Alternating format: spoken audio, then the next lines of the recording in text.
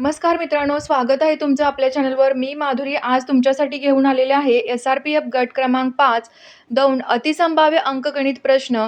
असे प्रश्न आपण आज निवडलेले आहेत की जे कठीण आहेत आणि एक्झाममध्ये येण्याची पॉसिबिलिटी जास्त आहेत. चला तर मग जराही न वेळ घालवता सुरुवात करूया. क्रमांक 1. दर साल दर शेकडा 5 दराने 2,000 रुपये मुद्दलाचे 2 वर्षात होणारे चक्रवाढ व्याज काढा. आता चक्रवाढ व्याज काढतोय आपण म्हणजे काय करतोय, तर चक्रवाढ व्याज बरोबर ए मायनस पी हा त्याचा फॉर्म्युला आहे. आता ए म्हणजे रास असते आणि रास काढण्याचा फॉर्म्युला काय आहे, P 1 plus R divide 100 raise to N. आता इथे पी किती आहे 2000, 1 प्लस आर आहे 5% आणि एन किती असेल 2 वर्षात म्हणजे 2. आता याची व्हॅल्यू किती येईल, 2 गुणाकार होईल 1 अधिक 1/20 किती होणार आहे 21/20 चा 2 वेळा गुणाकार होईल, बरोबर.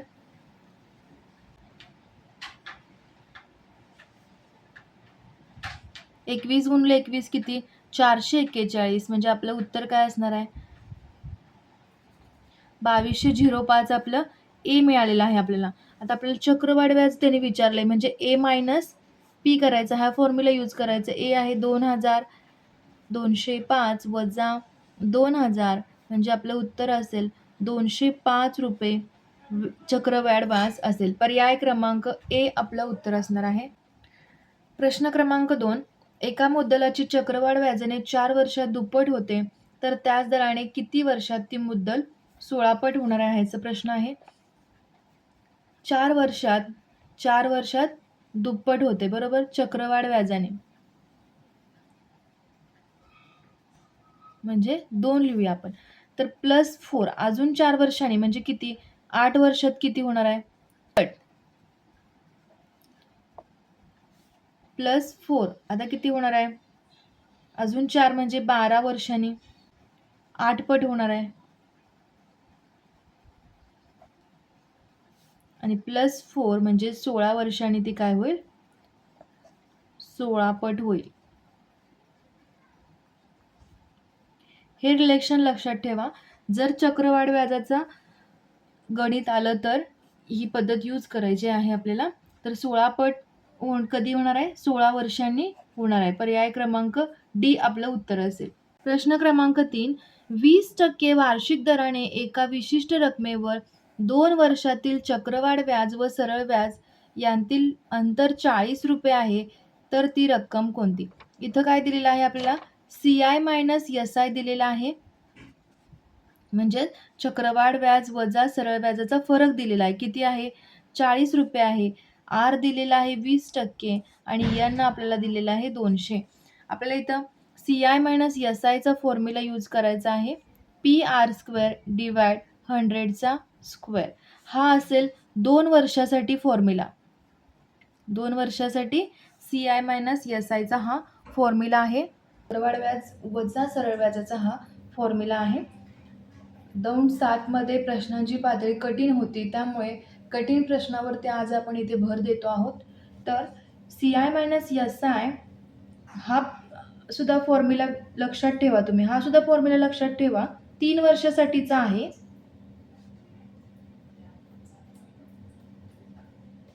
फक्त ॲड काय होणार आहे याच्यामध्ये CI मायनस SI 2 वर्षासाठी असेल तर PR² डिवाइड 100 होतो आणि CI मायनस SI जर 3 वर्षासाठी असेल तर फॉर्म्युला काय होतो, एक्स्ट्रा यामध्ये काय ॲड होणार आहे 300 प्लस आर डिवाइड 100.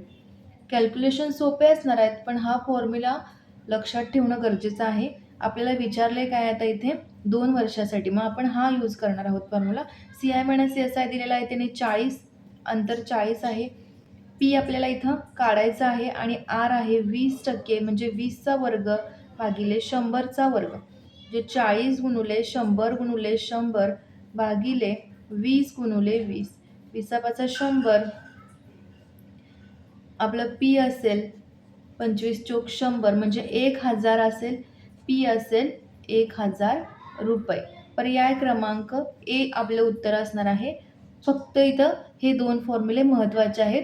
कॅल्क्युलेशन यावर डिफिकल्ट येत नाहीत. फॉर्म्युले लक्षात असले तरी हा आपल्याला 1 मार्क मिळून जाईल. चला वळूया पुढच्या प्रश्नाला. क्रमांक 4, एक्स हा वायहून 15% मोठा आहे, मग वाय हा एक्सहून किती टक्क्यांनी लहान आहे असा प्रश्न आहे. आता इथे आपण कोणता फॉर्म्युला वापरतोय? R divide 100 plus R into 100 हा फॉर्म्युला आपल्याला यूज करायचा आहे. तर हा फॉर्म्युला आपण साखरेच्या किमतीमध्ये X% वाढ झाली तर साखरेचा खर्च परवडण्यासाठी किती टक्क्यांनी कपात करावी लागेल, या प्रश्नामध्ये आपण सेम हाच फॉर्म्युला यूज करतोय. तोच फॉर्म्युला इथे यूज करायचा आहे आपल्याला. तर आर काय आहे? 15 डिवाइड 100 प्लस 15 इंटू 100. काय उत्तर येणार आहे? 15 डिवाइड 115 इंटू 100. 5 दोन्ही 10 0, 5 दोन्ही 10, 5 त्रिक 15, किती येणार आहे? 300 भागिले 23, 12.5 याचं उत्तर असेल. पर्याय क्रमांक डी आपलं उत्तर असणार आहे.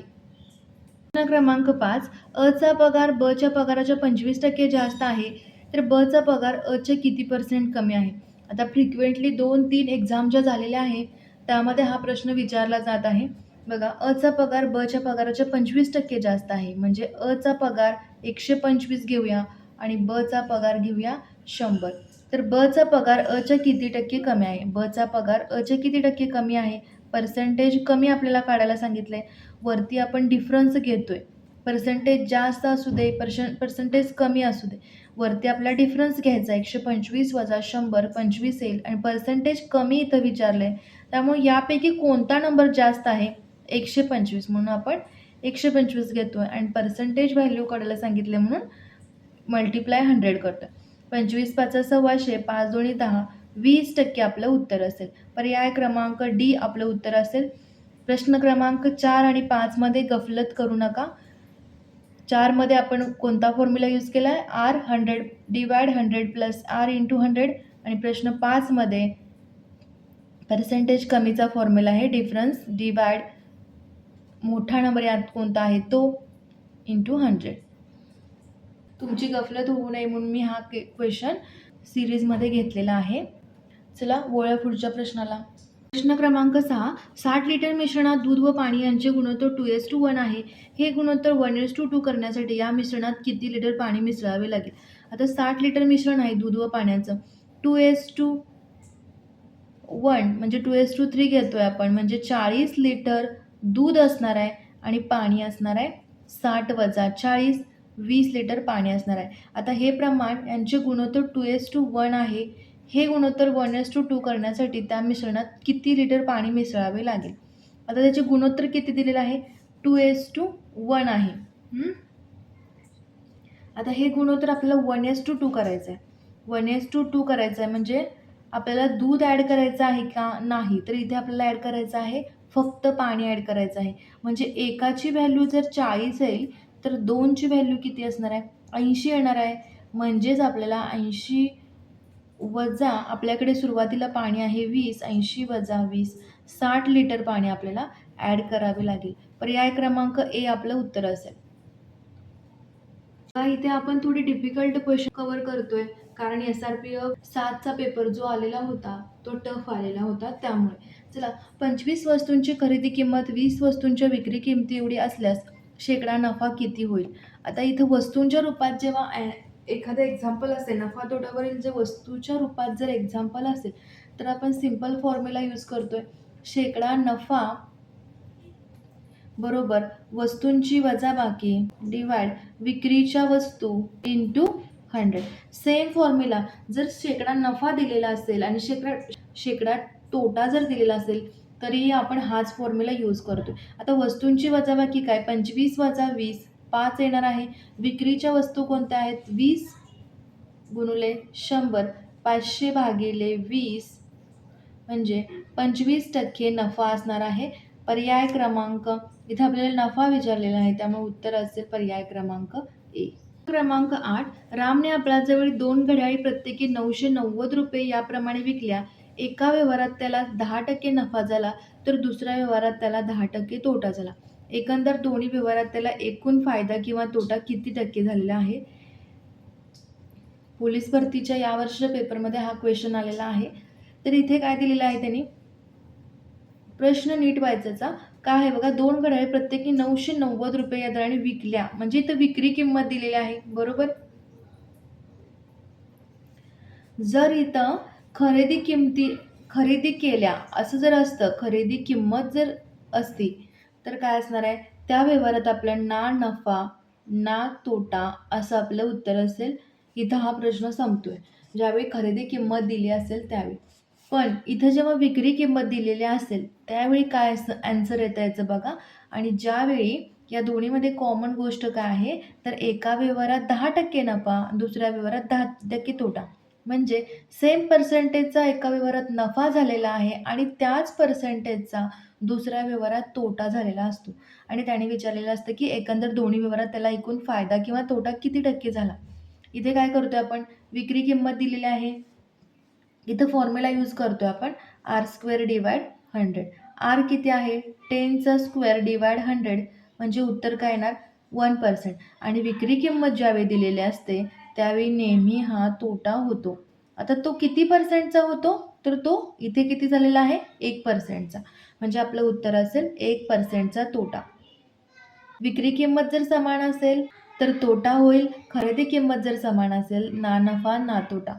पर्याय क्रमांक बी आपलं उत्तर असेल. पोलीस भरतीच्या एक्झाममध्ये जेवढे टफ एक्झाम्पल आहेत तेवढ्या एक्झामची आपण प्रॅक्टिस करतोय, जेणेकरून ते प्रश्न आपल्याला विचारले जाण्याची शक्यता आहे. प्रश्न क्रमांक 9 बघा, 800 रुपये छापील किंमत असलेली साडी विक्रेत्यानं 25% सूट देऊन विकली, तरीही विक्रेत्याला 50% नफा मिळाला असल्यास साडीची मूळ खरेदी किंमत किती असेल. फॉर्म्युला आहे बघा इथे, खरेदी किंमत बरोबर छापील किंमत गुणिले 100 वजा पर्सेंटेज सूट 100 अधिक पर्सेंटेज नफा. हा फॉर्म्युला लक्षात ठेवा, सिंपल आहे. फॉर्म्युल्यामध्ये फक्त व्हॅल्यू पुट करायचे आहेत. छापील किंमत आहे 800 रुपये, सूट देऊन म्हणजे 25% सूट देऊन 100 वजा 25 आणि 100 अधिक नफा किती झालेला आहे, 50%चा नफा झालेला आहे. 75 भागिले 150, 25 त्रिक 75, 25 सक 150, म्हणजे 400 रुपये काय असणार आहे, आपली खरेदी किंमत असणार आहे. खरेदी किंमत आली 400 रुपये. पर्याय क्रमांक ए आपलं उत्तर असेल. प्रश्न क्रमांक 10, काही विशिष्ट किमतीला 15 किलो तांदळाची खरेदी होते. जर ही किंमत 50%ने वाढली तर तेवढ्याच रकमेत किती तांदूळ खरेदी करता येतील. एका विशिष्ट किमतीला 15 किलो तांदूळ खरेदी केलेत. आता ती किंमत 15%ने वाढलेली आहे, बरोबर. समजा 100 रुपये किंमत आहे आणि 15 किलो आपण खरेदी केलेत. समजा इथं 100 घेतलेत, आता 50%ने वाढली म्हणजे 150 रुपयेने वाढलेले आहे, तर किती किलो तांदूळ विकत घेता येते. इथे रिलेशन कोणतं आहे हे बघायचं. डायरेक्टली प्रपोर्शनल आहे की इनडायरेक्टली प्रपोर्शनल. डायरेक्टली कधी असतं, ज्यावेळी ज्यावेळी इथली क्वांटिटी वाढते त्यावेळी जर इथली क्वांटिटी वाढली तर ते डायरेक्टली प्रपोर्शनल म्हणायचं. आणि जर इथली क्वांटिटी वाढत असेल आणि जर कमी होत असेल तर ते इनडायरेक्टली प्रपोर्शनल असतं. आता इथे काय सांगितलं, वस्तूची किंमत वाढली की आपल्याला वस्तू काय होणार, तर मिळणार ते कमी मिळणार आहे, बरोबर. इथं जी व्हॅल्यू येणार आहे ते डेफिनेटली कमी असणार आहे. म्हणजे हे वाढलं की इथं कमी होतं, म्हणजे इनडायरेक्टली प्रपोर्शनल आहे. आणि इनडायरेक्टली प्रपोर्शनल असताना आपण काय करतोय, सिम्पली मल्टिप्लिकेशन करतोय, म्हणजे 100 वजा 15 भागिले 150, 25 चोक 100, 25 सख 150, 3 पाची 15, 3 दोन्ही 6, म्हणजे 10 किलो तांदूळ आपल्याला खरेदी करता येतील. पर्याय क्रमांक सी आपले उत्तर असेल. क्रमांक 11, एका बोटीचा संत पाण्यातील वेग 15 किलोमीटर पर आवर आहे आणि प्रवाहाचा वेग 5 किलोमीटर पर आवर आहे, तर प्रवाहाच्या विरुद्ध दिशेने 24 मिनिटांमध्ये ती बोट किती अंतर प्रवास करेल. आता इथे काय दिलेलं आहे, संत पाण्यातील वेग यू दिलेला आहे 15, व्ही दिलेला आहे 5 किलोमीटर पर आवर. होल्ड करा क्वेश्चन आणि तुम्ही सॉल्व्ह करू शकता हा क्वेश्चन. तर प्रवाहाच्या विरुद्ध दिशेने म्हणजेच काय घेतोय आपण, यू मायनस व्ही घेतोय. 15 वजा 5, 10 किलोमीटर पर आवर आपला काय आला, वेग आला. कारण प्रवाहाच्या विरुद्ध दिशेने दिले. प्रवाहाच्या दिशेने दिला असतं तर काय आलं असतं, यू प्लस व्ही आला असतं आपला वेग. त्यानंतर आपल्याला अंतर काढायचं इथं. अंतर बरोबर वेग गुणुले वेळ.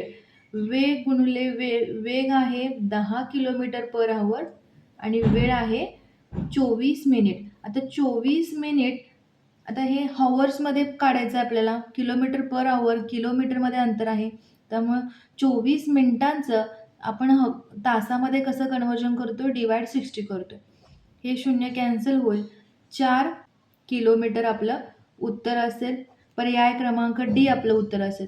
आणि समजा जर प्रवाहाच्या दिशेने असते, इथं हे प्रवाहाच्या विरुद्ध दिशेने फाइंड करायचं आपल्याला.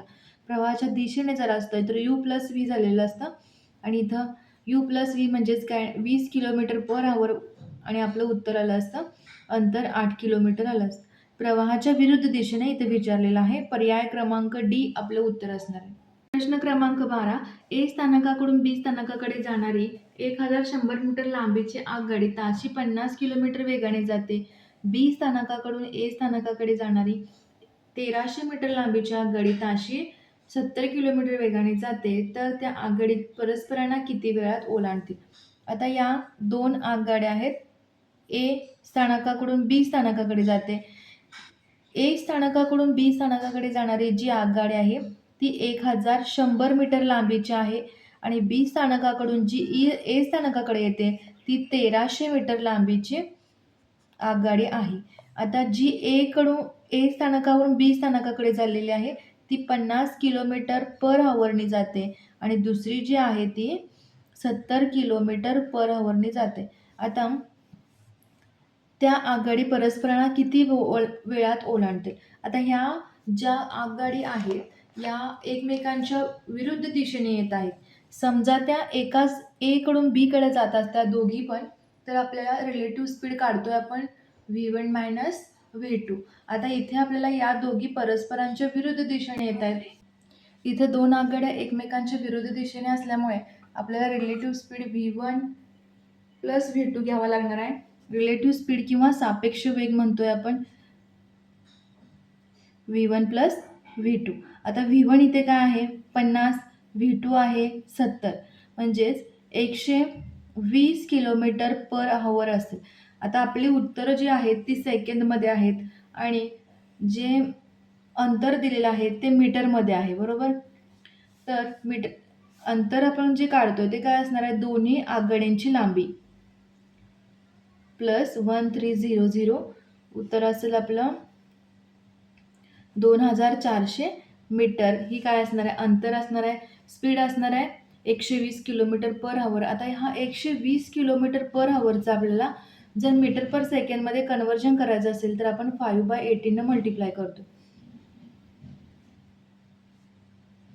तर आपलं उत्तर काय येणार आहे, जे वेग येणार आहे तो आपला काय येणार आहे 20 गुणुले 5/3. वेग आहे, वेळ काढायचा आहे किती वेळात ओलांडतील, अंतर भागिले वेग. अंतर आहे 2400 मीटर भागिले वेग आहे 20 गुणुले 5/3 म्हणजे 2400 गुणुले 3 भागिले 20 गुणुले 5.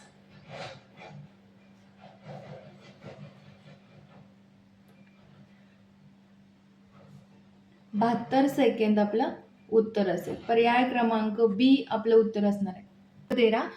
एक काम 40 दिवसात पूर्ण करतो, बी तेच काम 60 दिवसात पूर्ण करू शकतो. ने 20 दिवस काम केल्यावर तो काम सोडून गेला, त्यानंतर उरलेले काम ब किती दिवसात पूर्ण करेल? आता 40 दिवसात पूर्ण करतोय, ब तेच काम 60 दिवसात पूर्ण करतोय, म्हणजेच दोघे एका दिवसात किती काम करतील? 1 दिवसाचे दोघांचे काम 1/40 अधिक 1/60. आता याचं उत्तर काय असणार आहे 40 गुणुले 60.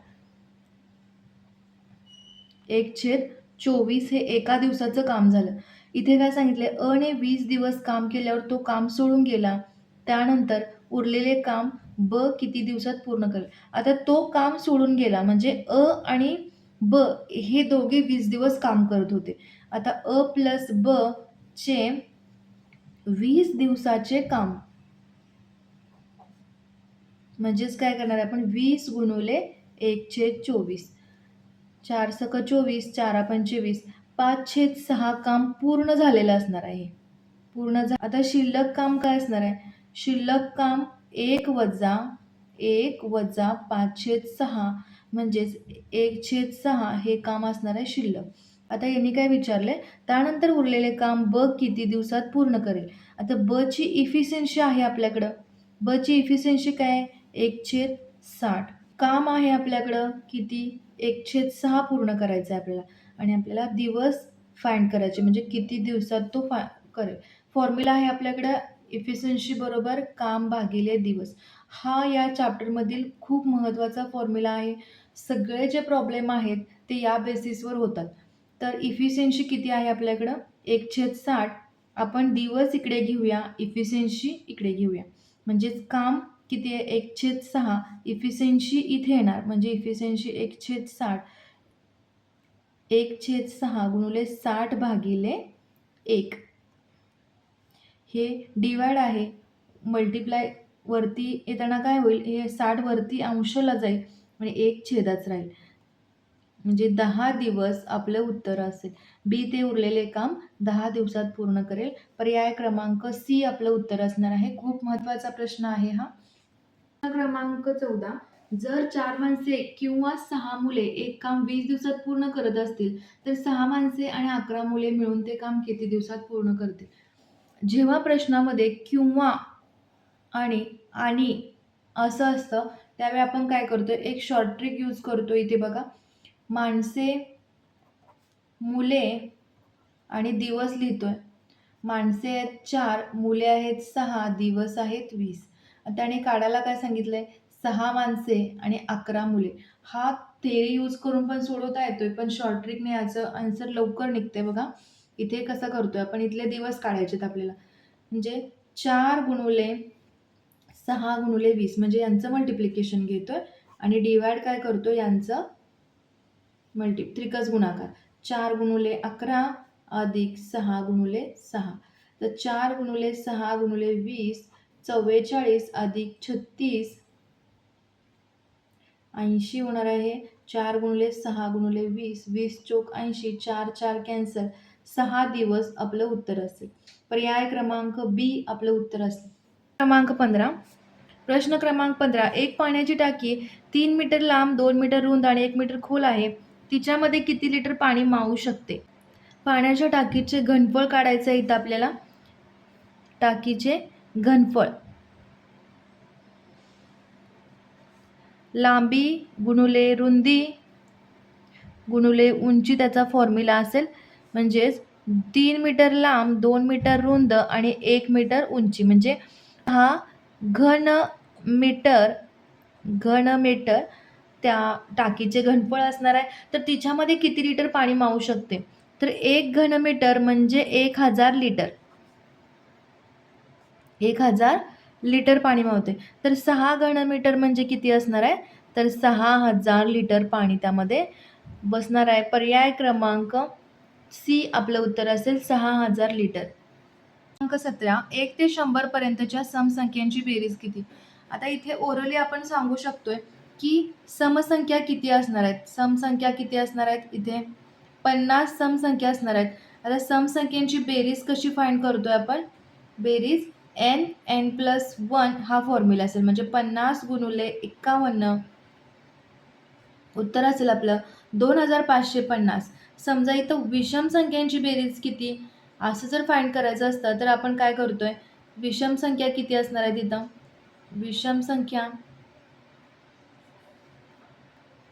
विषम संख्या सुद्धा इथे 50 असणार आहेत. मग त्याच्या बेरजेचा फॉर्म्युला कोणता आहे? n² हा विषम संख्यांच्या बेरजेचा फॉर्म्युला आहे. 50चा वर्ग 25 आपलं उत्तर आलेलं असतं. तर समसंख्या असेल तर हा फॉर्म्युला आहे n+1 आणि बेरीज करण्याचा आणि विषम संख्या काढायच्या असतील तर n² हा फॉर्म्युला आहे. काय क्रमांक आपल्याला समसंख्या फाइंड करायचे आहेत. समसंख्यांची बेरीज फाइंड करायची आहे. त्यामुळे उत्तर असेल पर्याय क्रमांक ए 2550. हा व्हिडिओ तुम्हाला आवडला असेल तर लाईक करा आणि तुमच्या भरती करणाऱ्या मित्रांसोबत शेअर करा. भेटूया पुढच्या भागात अशा चॅलेंजिंग प्रश्नासोबत. अभ्यास करा, सराव करत राहा. थँक्यू.